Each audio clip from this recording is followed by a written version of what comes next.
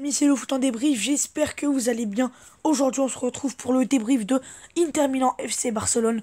Victoire 2-1 du FC Barcelone grâce à Pérez Sayol à la 23e, égalisation de Lukaku à la 44e avant un but de Ansu Fati à la 87e. Le FC Barcelone, qui était déjà assuré de finir premier de son groupe, est déjà qualifié pour les huitièmes de finale, faisait donc un match pour tourner, jouer donc ce match voilà, sans enjeu réel. Et donc voilà, Ernesto Valverde a mis en place les jeunes, les Titi du centre de formation du FC Barcelone, voilà, avec Ansu Fati, Pérez Sayol.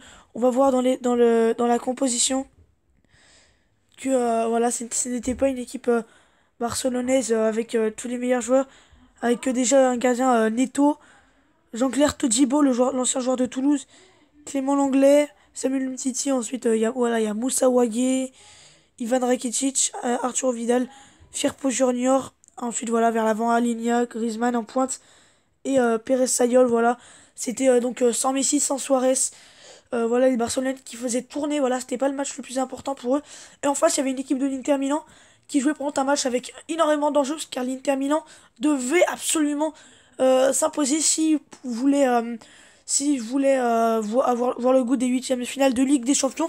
Ça n'a pas été le cas parce que l'Inter Milan s'est incliné, et vu que le Borussia Dortmund s'est imposé face à Prague, et ben le Borussia Dortmund qui verra les huitièmes de finale de Ligue des Champions, et l'Inter Milan qui ira en Ligue Europa tout de même. Voilà, ça devient une malédiction pour les joueurs de l'Inter Milan qui ne sont plus allés en huitième de finale de Ligue des Champions depuis depuis 2010, non, depuis 2012, il me semble, un truc comme ça. Voilà, ça fait tellement longtemps pour l'Inter Milan. Voilà, c'est dommage parce que pourtant ils ont réalisé un bon match, hein.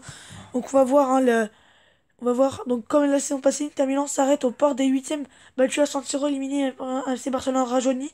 Décisif dans le final, le Joker Ansu Fati a effacé le record de Peter Firikay, le plus jeune joueur de l'histoire à marquer.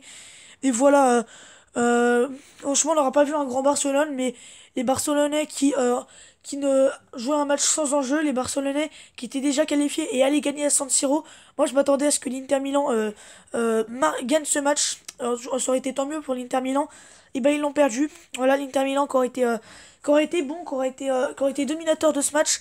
Mais quand même, on sent que voilà, le FC Barcelone, on sent qu'il y a plus de maîtrise, on sent qu'il y a plus d'efficacité, on sent que la qualité technique est plus en faveur des Barcelonais. L'Inter Milan était un cran en dessous pour moi. Voilà, il y a eu l'égalisation de Lukaku juste avant la mi-temps qui redonnait espoir aux Barcelonais, car à la mi-temps, l'Inter Milan était en huitième de finale de Ligue des Champions, parce que à côté, à la mi-temps, Borussia Dortmund s'était fait rejoindre juste avant la mi-temps, il y avait 1-1.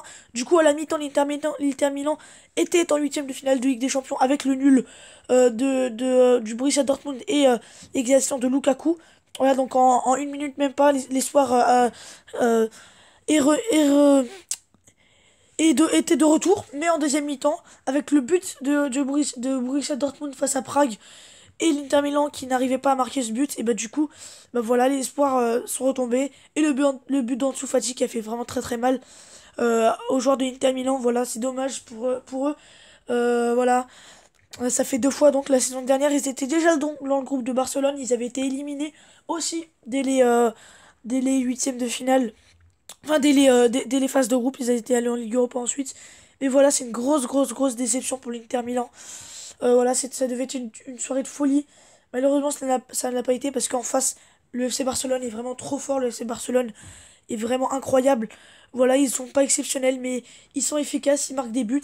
Et en plus, ils étaient déjà qualifiés. Donc voilà, très bonne opération du FC Barcelone, avec une équipe très rajeunie.